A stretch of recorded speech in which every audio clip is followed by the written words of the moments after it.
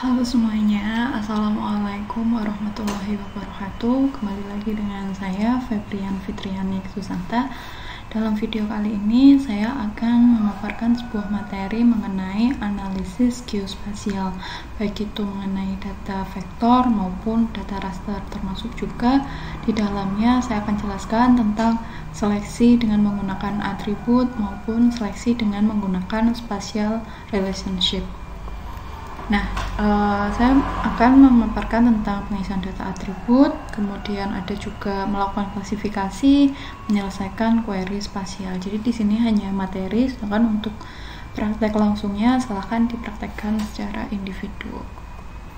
Nah, di sini sebelum masuk lebih jauh, saya kenalkan dulu bahwa di dalam sistem informasi geografis kita mengenal ada data spasial. Selain data spasial, kita mengenal juga data atribut. Data atribut ini sebenarnya data informasi pendukung dari data spasial tersebut.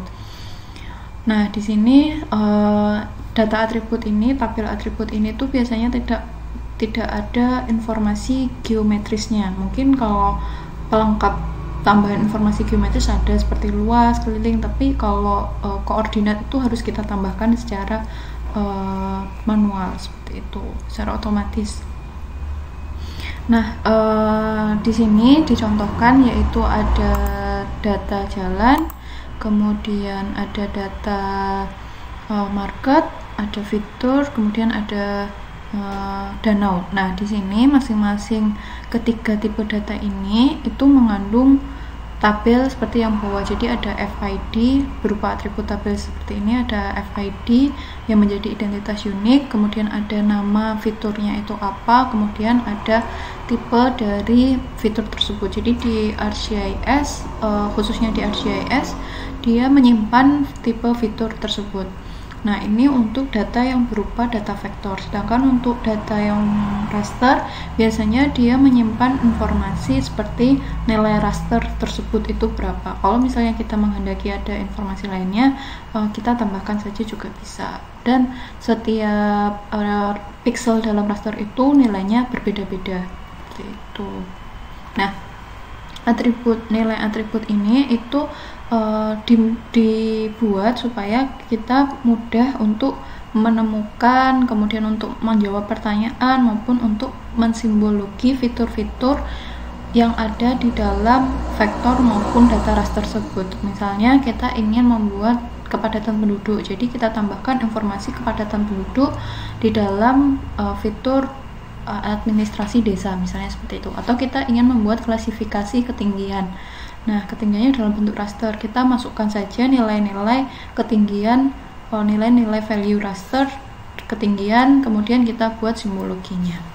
Jadi atribut tabel ini menyimpan informasi sebagai pendukung informasi raster maupun informasi vektor. Nah, ada beberapa kata penting di dalam atribut tabel yang harus teman-teman pahami di sini. Yang pertama adalah mulai dari tabel. Tabel adalah kumpulan dari elemen data disusun dalam bentuk kolom dan juga baris. Setiap baris ini merepresentasikan setiap record. Sedangkan setiap kolom ini merepresentasikan setiap field dari record tersebut.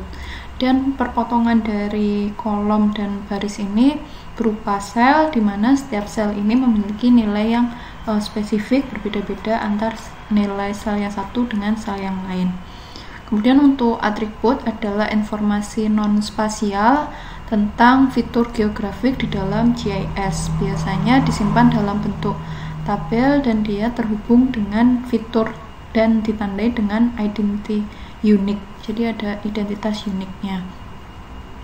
Kemudian ada field. Field ini kolom dalam tabel yang menyimpan nilai-nilai setiap atribut.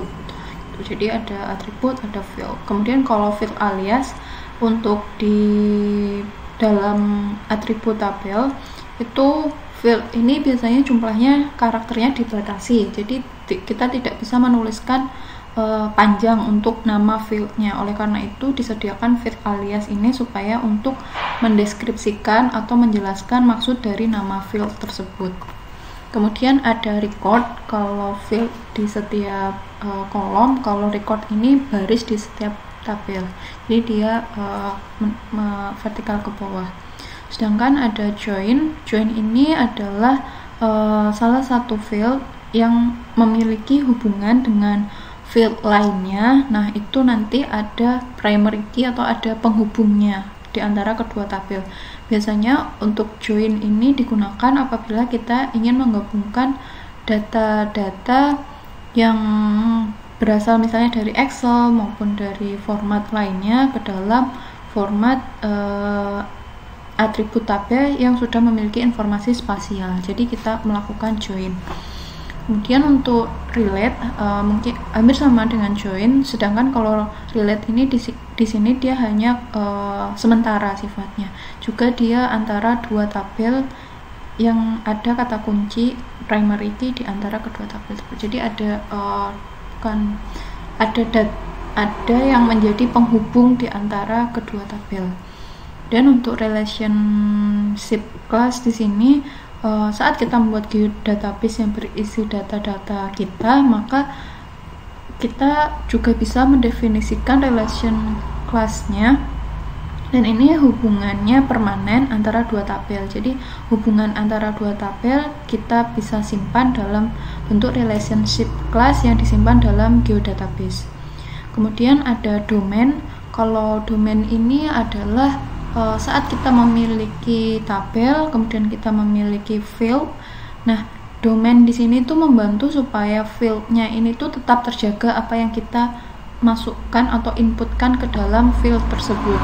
Nah, di dalam fitur atau objek non spasial biasanya dikategorikan, digrupkan menjadi subtype gitu. Nah, subtype sendiri itu contohnya klasifikasi dari setiap atribut. Misalnya kita mempunyai field jalan, maka subtype-nya itu ada jalan lokal, kolektor, arteri, seperti itu. Itu namanya subtype. Jadi dibatasi isian dalam atributnya. Kemudian ada query tabel. Query tabel ini adalah sebuah tabel yang berisi hasil dari query. Jadi kita bisa melakukan query, kemudian kita menghasilkan sebuah hasil. Nah, hasilnya ini ditampilkan dalam bentuk tabel. Dan ada juga definition query di dalam ArcMap. Definition query ini tuh menunjukkan saat kita menyeleksi dengan menggunakan query, maka ada fitur-fitur yang terpilih. Nah, itu dinamakan definition query. Kemudian ada object ID. Mudahnya di dalam ArcGIS adalah selalu disediakan, selalu otomatis terdapat object ID yang menjadi identifikasi unik setiap fitur. Ini saat kita membuat kita mendigitasi, maka object ID ini akan muncul otomatis sesuai urutan digitasi kita. Nah, ini sebagai contoh ada tabel bangunan. Kemudian di sini di dalam ArcGIS itu selalu ada FID. Jadi ini object ID unik yang didefinisikan di dalam ArcGIS. Kemudian ada bentuk, tipe bentuknya ini adalah polygon. Ini juga otomatis. Apabila kita menghendaki membuat ID baru juga boleh. Ini misalnya di sini ada ID. Kemudian kita juga bisa membuat atribut geometri, baik luas, kemudian keliling, kemudian titik awal koordinat, kemudian panjang. Nah, itu bisa kita menggunakan calculate geometri yang di run langsung dengan ArcGIS seperti itu. Nah, kita juga selain menggunakan cara otomatis, kita bisa juga menggunakan secara manual. Kita masukkan satu persatu. Misalnya kita memasukkan nama jalan satu persatu. Pilih saja fiturnya, kemudian double klik, nanti akan muncul kolom atribut seperti jendela atribut seperti yang ada di dalam gambar, dan kita tuliskan nama jalannya secara manual.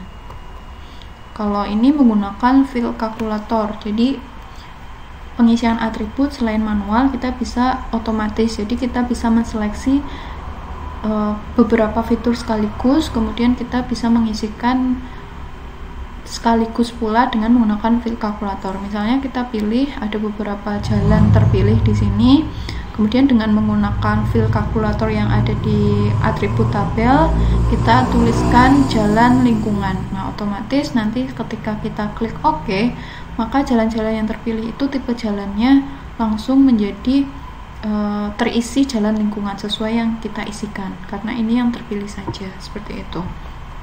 Nah, ini untuk calculate geometri. Jadi yang tadi saya bilang ada beberapa tipe geometri yang bisa kita lakukan. Ada panjang, luas, keliling, titik awal, sentroid, titik akhir, kemudian dan lain-lain.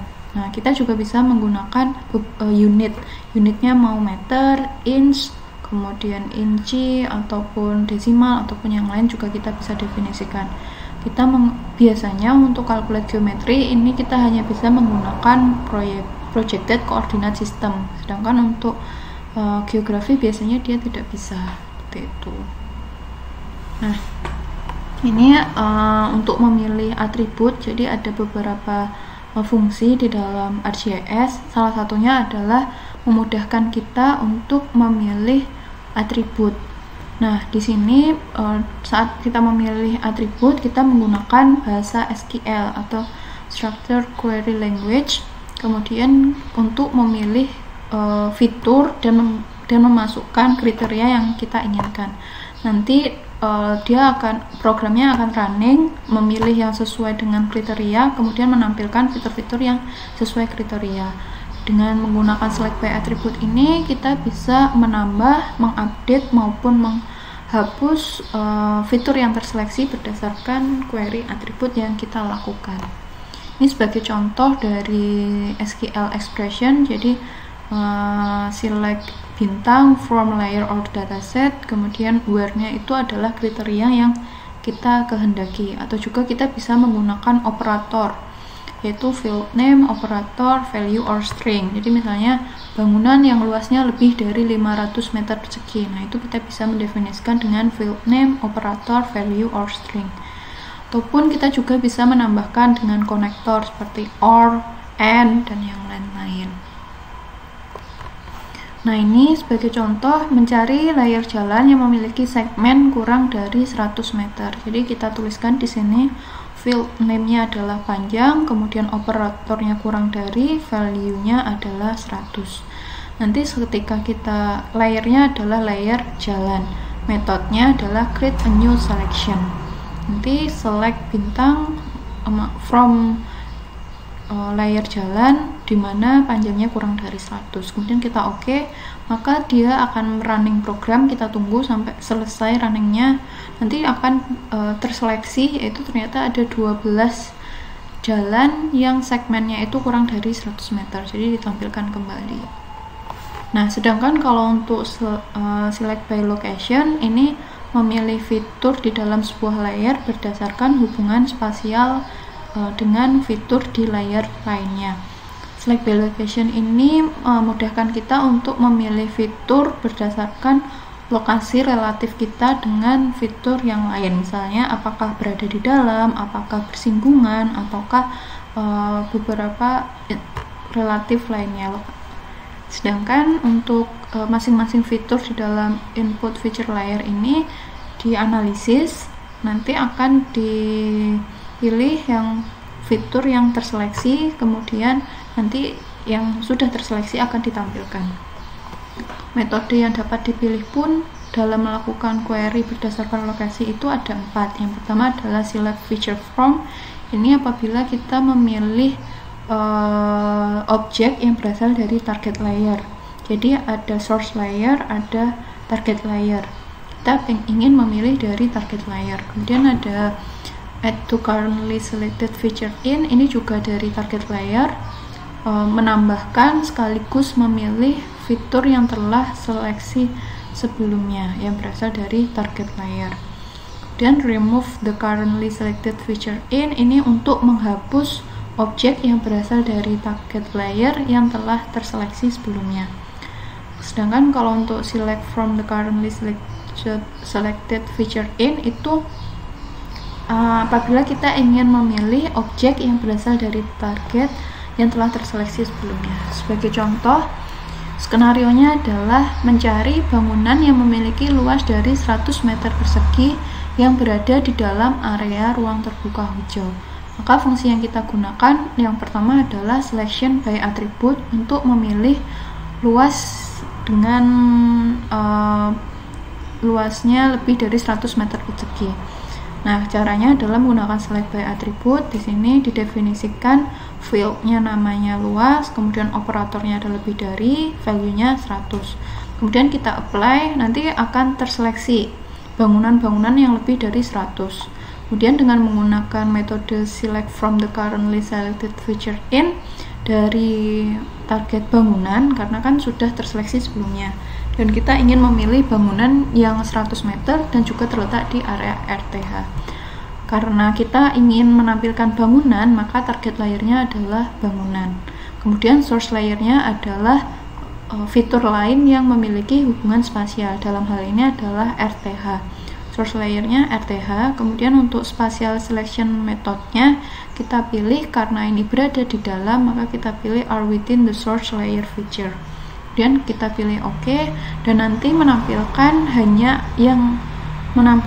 bangunan-bangunan yang hanya ada di dalam kawasan RTH tersebut. Ternyata ada 239 bangunan yang terletak di kawasan RTH.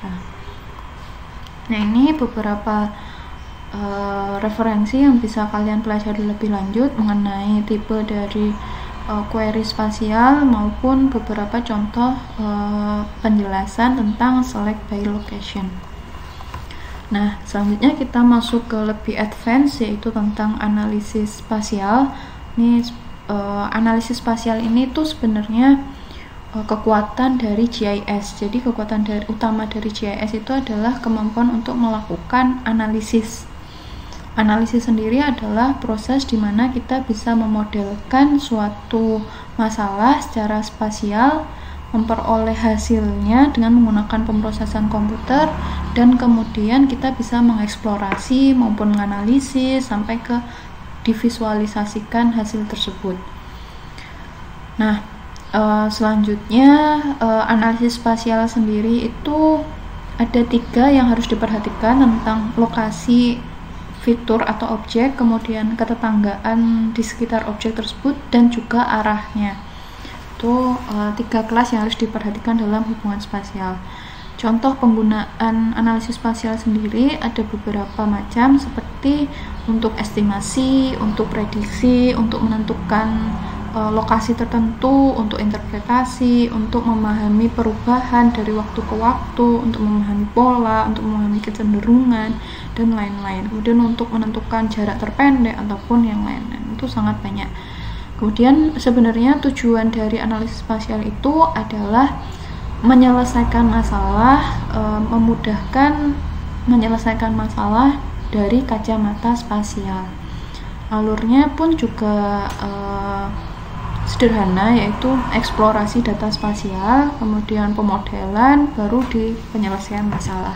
Nah, hal penting yang harus kita ketahui sebelum melakukan analisis spasial itu adalah kita benerin dulu datanya kita, baik itu sistem proyeksinya apakah sudah tepat atau belum yang digunakan. Kemudian kita betulkan juga topologi atau geometrinya. Kemudian kita lengkapi dulu atribut yang kosong sebelum masuk ke analisis, karena kalau misalnya sistem proyeksinya masih salah, kemudian topologinya masih salah, atributnya masih kosong, itu nanti akan mempengaruhi hasil dari analisis spasial. Karena data spasial itu spesial, dan di setiap satu objek data spasial, satu record, satu data spasial paling nggak mengandung 6 informasi, yaitu ada informasi bentuknya, ada extend-nya. Extend ini adalah titik terluar lah dari sebuah objek. Dan ada sistem proyeksinya yang digunakan apa, ada nilai atributnya, apabila data tersebut mengandung waktu, ada nilai waktunya, dan kemudian ada topologi. Topologi ini hubungan antara objek satu dengan objek yang lain. Nah, di sini tentang spatial analisis, karena dalam analisis spasial kita menyelesaikan masalah dengan kacamata spasial, di mana ada beberapa pertanyaan yang bisa dijawab dengan analisis spasial. Misalnya lokasinya di mana, kondisinya seperti apa, bagaimana polanya, bagaimana kecenderungan perubahannya. bagaimana jika dimodelkan seperti ini, bagaimana waktu dan cara mencapai tujuan tersebut, siapa yang dekat dengan saya. Ada banyak pertanyaan yang bisa kita selesaikan dengan analisis spasial. Nah, ini salah satu yang paling terkenal, ini di tahun 1954 kalau nggak salah. Jadi ada penyakit Klorela. Nah, Jon Snow ini dia berusaha menyelesaikan permasalahan di mana sumber dari penyakit Klorela tersebut. Nah, dia mencari jumlah korban, kemudian mencari pusat dari penyakit tersebut, kemudian ternyata ada dari sumur yang dimana menjadi sumber penyebaran penyakit Klorela tersebut. Nah, di sini kita bisa mengambil keputusan, mengambil kebijakan untuk mengambil suatu keputusan dari data spasial. Di sini pentingnya data spasial. Nah, ternyata setelah dianalisis data spasialnya, ternyata yang mengandung virus itu ada di daerah yang di sini. Jadi karena ini penyebarannya juga tinggi, kemudian di sini pumpnya juga masih mengandung virus gitu. Nah, ini yang terkait pandemi COVID-19. Di sini salah satu tampilan yang terkenal yaitu dari Johns Hopkins University, karena data yang ditampilkan ini sederhana, mudah dipahami, dan juga kita bisa mendapat banyak informasi. Nah, dari sini padahal ada analisis spasial yang bekerja di balik proses visualisasi ini. Jadi di sini pentingnya melakukan analisis spasial sebelum melakukan visualisasi, dan visualisasi yang baik akan mendukung pemahaman pengguna terhadap analisis spasial yang kita lakukan.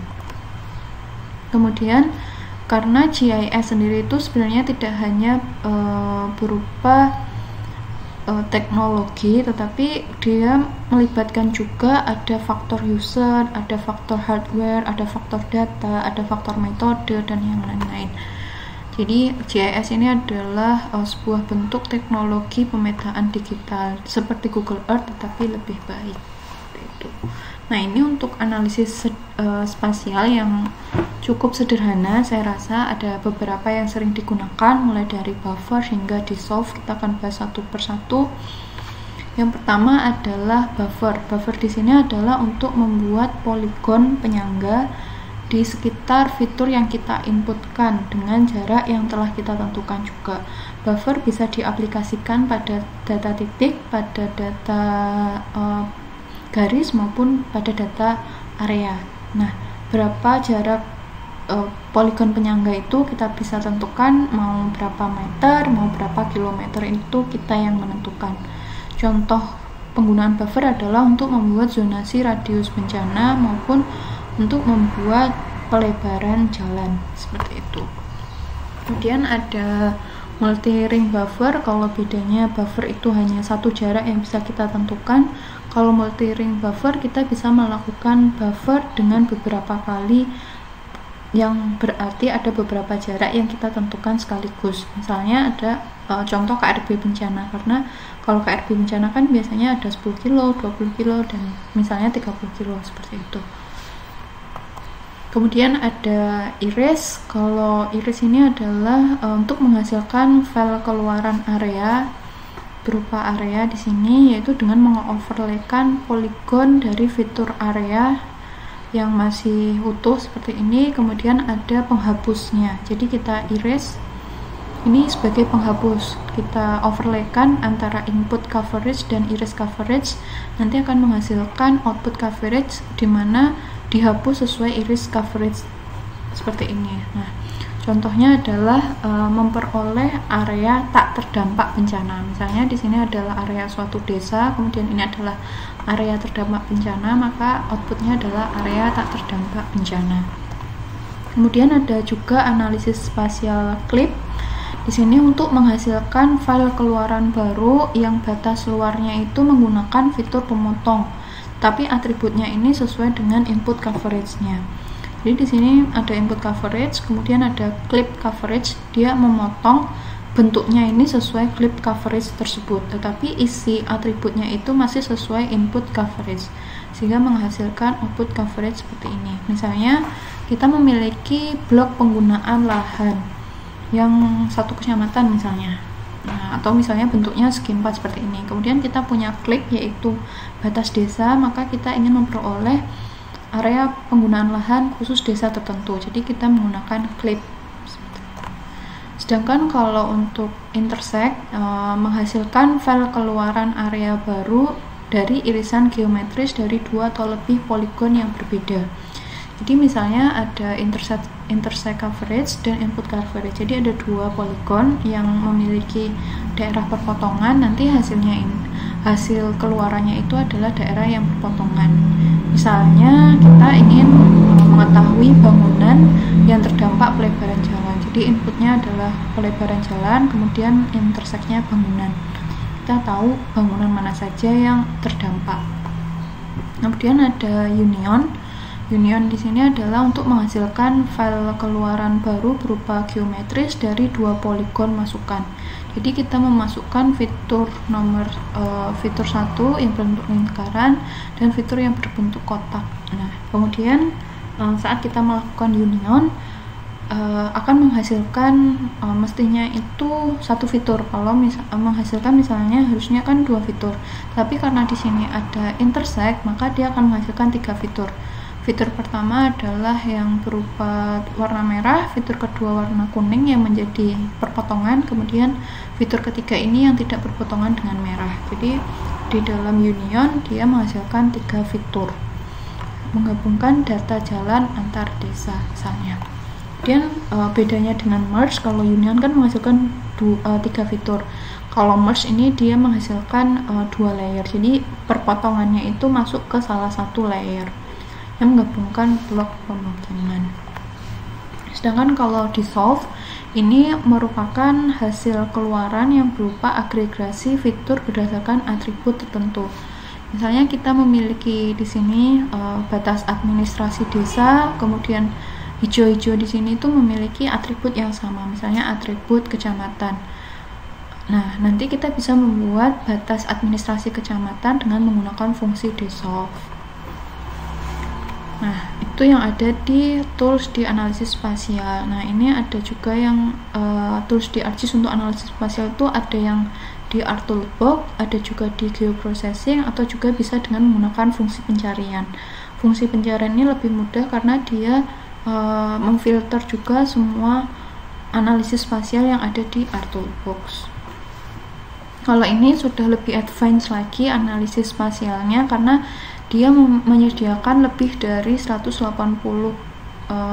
tools geoprocessing untuk operasi analisis spasial. Nah, ini mulai dari matematika basic, kemudian operasi logika, kemudian juga ada raster, analisis raster. Jadi tidak hanya analisis pada data vektor, tetapi juga pada analisis vektor.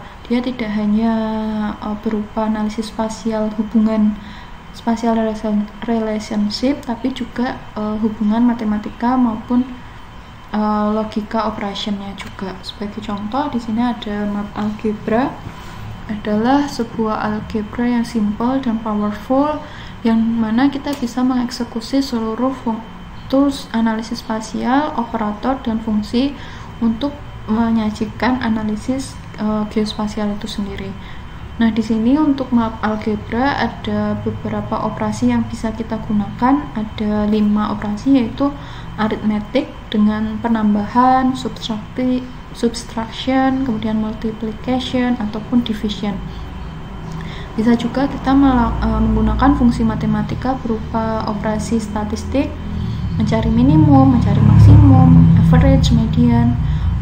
Operasi relasional, lebih dari, kurang dari, sama dengan, operasi trigonometri, kemudian ada operasi eksponensial maupun logaritma. Jadi di sini untuk map algebra ini fungsi-fungsi matematika yang bisa kita lakukan itu ada banyak terhadap data raster yang kita miliki. Sedangkan untuk zonal statistik di sini ada beberapa fungsi statistik yang tersedia mulai dari majority, maksimum, rata-rata, median, minimum, minority, range, standard deviation, sum, and variety. Nah, zonal statistik ini digunakan untuk menghitung nilai di setiap zona. Jadi misalnya kita tahu ada 3 zona, misalnya didefinisikan dengan bentuk, nilai, atau lokasinya. Misalnya ada 3 zona, kemudian ini adalah value layernya, biasanya dalam bentuk raster. Nah, kita bisa outputnya itu nanti dia akan membentuk statistik yang menghitung statistiknya. Jadi bisa menghitung maksimumnya, bisa menghitung rata-ratanya, bisa menghitung minimumnya. Jadi tergantung dari statistik yang kita perlukan berdasarkan zona yang sudah kita tentukan juga. Sedangkan kalau untuk zonal geometry ini digunakan untuk menghitung area, untuk menghitung perimeter atau keliling, kemudian thickness, centroid dari input raster yang kita masukkan. Misalnya di sini kita inputkan data-data raster, kemudian dengan zonal geometry kita menghitung area misalnya. Jadi kita dapat areanya ada berapa. Nah, nanti keluarannya itu ditentukan areanya berapa ataupun misalnya perimeternya berapa. Nah, selanjutnya ini beralih ke surface slope, yaitu analisis terrain.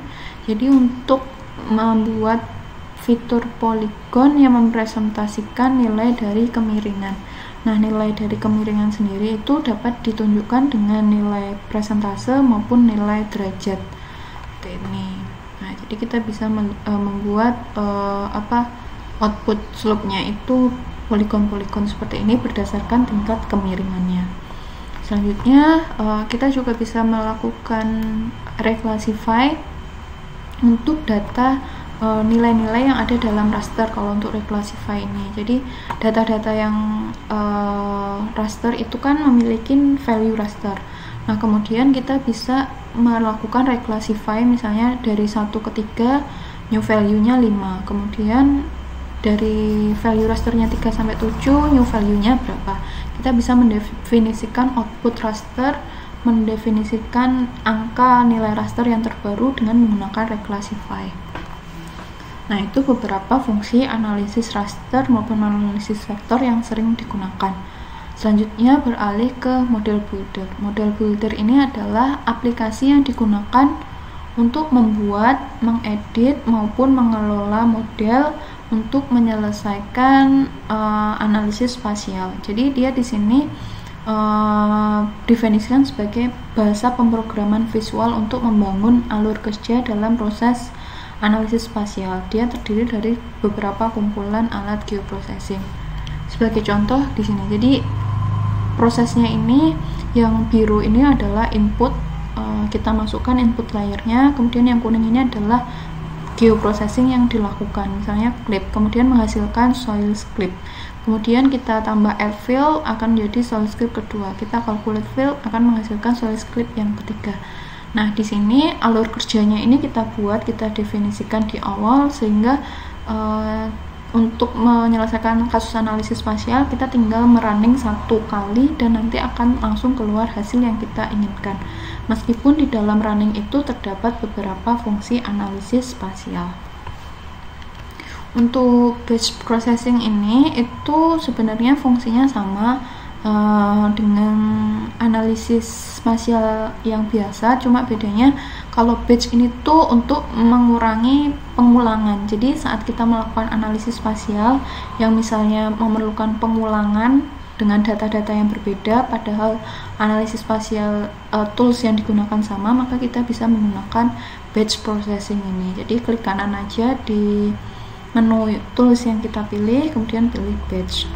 Nah, ini tampilan dari batch. Jadi kita tinggal mendefinisikan saja inputnya, kemudian fungsi-fungsi. Di sini contohnya clip feature-nya apa, outputnya apa. Kemudian apabila kita ingin menambahkan, kita klik add row. Jadi fungsinya itu sebenarnya sama kayak clip, tapi dia ini bisa melakukan clip untuk beberapa input sekaligus untuk mengurangi eliminasi, mengurangi pengulangan yang sama. Nah, sampai di sini dulu penjelasan mengenai analisis data geospasial. Mungkin kalau teman-teman tertarik belajar lebih lanjut, kita bisa diskusi, bisa cek kontak saya di description. Apabila teman-teman di sini juga masih ada komentar, pertanyaan maupun saran, bisa ditanyakan di kolom komentar atau bisa menghubungi saya secara langsung. Saya mohon maaf apabila dalam penyampaian video kali ini masih ada kekurangan. Semoga apa yang saya sajikan dalam video kali ini ada yang bisa kalian ambil ilmunya, ada yang bisa kalian manfaatkan dan berguna untuk kalian. Video ini saya akhiri. Sampai ketemu lagi di video selanjutnya. Wassalamualaikum warahmatullahi wabarakatuh. See you semuanya.